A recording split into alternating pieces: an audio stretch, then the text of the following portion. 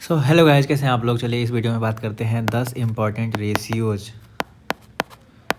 जो कि आपको कोई भी कंपनी अगर आप ख़रीदते हैं उससे पहले देखना चाहिए आपको। ये 10 रेशियो बहुत ही इंपॉर्टेंट रेशियो हैं। चलिए सबसे पहले हम बात करते हैं कंपनी की अगर प्रॉफिटेबिलिटी रेशियोज। प्रॉफिटेबिलिटी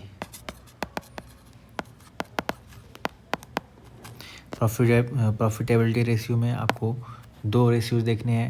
पहला है नेट प्रॉफिट मार्जिन और दूसरा देखना है आपको रिटर्न ऑन इक्विटी ROE। इससे आपको समझ में आएगा कंपनी कितना प्रॉफिट कमा पा रही है। रिटर्न ऑफ इक्विटी का मतलब होता है नेट इनकम कितना हुआ कंपनी का अपॉन में शेयर होल्डर्स की इक्विटी कितनी है। इनटू में 100 करेंगे तो यहाँ से आपके रिटर्न ऑन इक्विटी निकल के आएगा। और जो नेट प्रॉफिट मार्जिन होता है वो नेट प्रॉफिट अपॉन रेवेन्यू।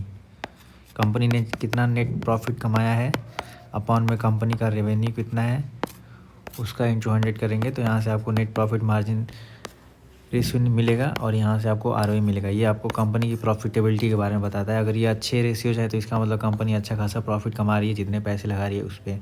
और उसके बाद आता है लिक्विडिटी रेशियो। इसके अंदर भी आपको दो रेशियो देखने हैं। पहला जो आपको देखना है वो देखना है करेंट रेशियो का मतलब होता है कंपनी के पास जितने करेंट एसेट्स हैं। अब आपको करेंट एसेट्स का मतलब पता होगा अपॉन में करेंट लायबिलिटी कितनी है। लायबिलिटी मतलब कि डेप्ट कितना है। तो ये यहाँ से आपको निकल के आएगा करेंट रेशियो। करेंट एसेट्स का मतलब कि अगर कंपनी की फैक्ट्री है तो वो एक एसेट्स हो गया। कंपनी की इन्वेंट्री पड़ी हुई है वो एक एसेट्स हो गया। तो ये हो गई एसेट्स। और डेप्ट मतलब अगर जो कंपनी ने फैक्ट्री बनाई है वो लोन लेके बनाई होगी तो वो डेप्ट हो गया। तो ये पहला करेंट रेशियो आपको देखना है। और दूसरा जो होगा क्विक रेशियो देखना है। तो अब तक मैंने 4 बता दिया। पहले वाले में बताया था मैंने नेट प्रॉफिट मार्जिन, दूसरा ROE, तीसरा हो गया करेंट रेशियो और चौथा हो गया आपका क्विक रेशियो। क्विक रेशियो में हम क्या करते हैं, जो कंपनी का करेंट एसेट्स होता है उसमें से इन्वेंट्री को घटा देते हैं अपॉन में करेंट डेप्ट। तो यहाँ से आपको निकल के आएगा क्विक रेशियो। मतलब कि इन्वेंट्री को बिना बेचे, मान लो आपके पास एक दुकान में आपने इन्वेंट्री लाया 10,000 लगा के कपड़ा ख़रीदा और बिना तो आपकी दुकान में भी 10,000 का कपड़ा हो गया। ठीक है, तो जो ये करेंट रेशियो था ये आप जब कपड़े को बेचोगे तो वहाँ पे जो करेंट एसेट्स होगा वो। बट ये जो क्विक रेशियो है उसमें क्या होता है, इन्वेंट्री को बिना बेचे आपके पास आपका जो रेशियो हो रहा है उसको बोलेंगे क्विक रेशियो। उसके बाद से आता है तीसरे में देखते हैं वैल्यूएशंस रेशियो।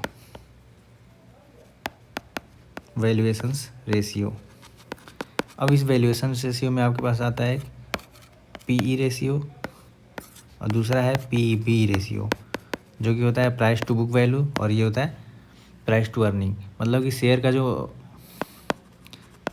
जो प्राइस चल रहा है वो अपॉन में अर्निंग पर शेयर जो हो गया वो, उसका अगर रेशियो लेंगे तो आपको निकल के आएगा PE रेशियो। और PB रेशियो क्या होता है, शेयर का प्राइस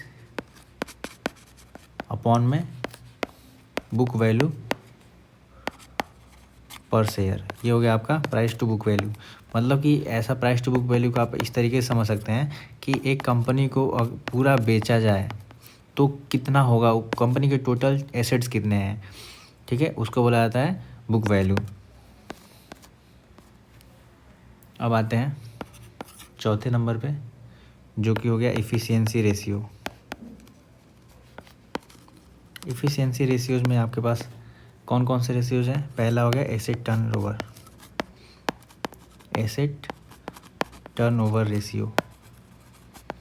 अब इस एसेट टर्नओवर रेशियो में क्या देखा जाता है, आपकी कंपनी का टोटल रेवेन्यू कितना है अपॉन में एवरेज टोटल एसेट्स कितना है। मतलब कि कंपनी का टोटल एसेट्स कितना है और उस कंपनी का रेवेन्यू कितना, उससे आपको समझ में आएगा कि कंपनी की इफ़िशियंसी कितनी है। इफ़िशियंसी का मतलब मान लो आप 10,000 लगा के 2 लाख कमा ले रहे हो, और एक और बिजनेस है जिसमें 10,000 लगा के वो सिर्फ 50,000 ही कमा पा रहा है। तो अब जो कंपनी नंबर ए है उसकी इफ़िशियंसी ज़्यादा हो गई, तो उसी को बताया जा रहा है कि ये इफ़िशियंसी रेशियो होते हैं, जो ऐसे टर्नओवर रेशियो होता है वो पहला हो गया, और दूसरा है इन्वेंट्री टर्नओवर रेशियो।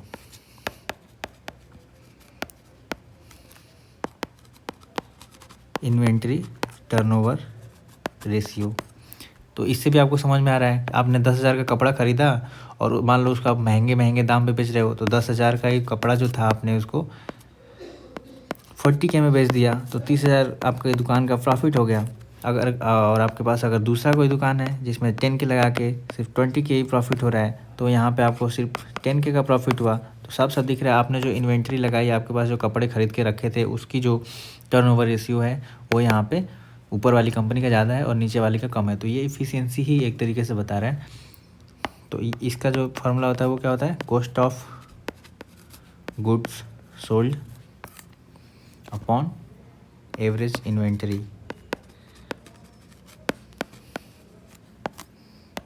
तो यहाँ से आपको समझ में आएगा इफ़िशियंसी कंपनी की।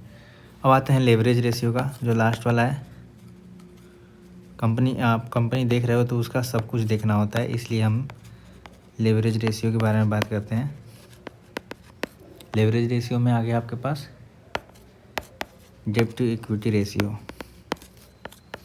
डेब्ट टू इक्विटी रेशियो में क्या है, टोटल डेब्ट कितना आपके पास है कंपनी का, और शेयर होल्डर्स की इक्विटी कितनी है। तो वहाँ से आपको निकल के आएगा डेब्ट to equity.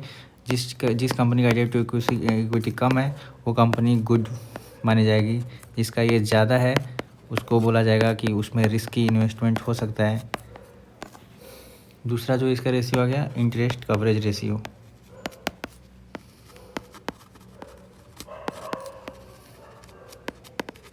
Interest coverage ratio में आ गया आपके पास ईबिटा। ईबिटा का मतलब earning before income tax upon interest expense.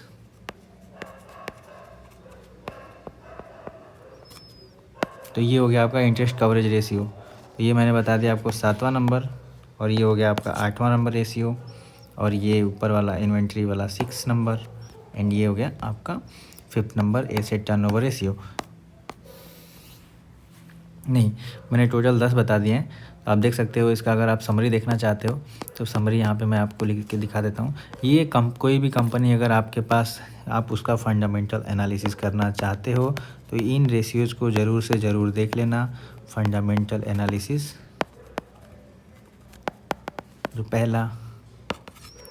जो सबसे पहला था वो था